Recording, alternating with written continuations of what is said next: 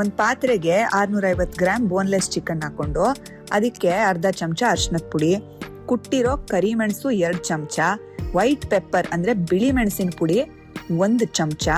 2 ದೊಡ್ಡ ಚಮಚ ಗಟ್ಟಿ ಮೊಸರು, 2 ದೊಡ್ಡ ಚಮಚ ಗೋಡಂಬಿ ಪೇಸ್ಟು, 2 ಚಮಚ ಬೆಳ್ಳುಳ್ಳಿ ಪೇಸ್ಟು, 2 ಚಮಚ ಕೆನೆ ಅಥವಾ ಫ್ರೆಶ್ ಕ್ರೀಮ್ ಹಾಕೊಂಡು ರುಚಿಗೆ ಎಷ್ಟು ಬೇಕೋ ಅಷ್ಟು ಉಪ್ಪು ಹಾಕಿ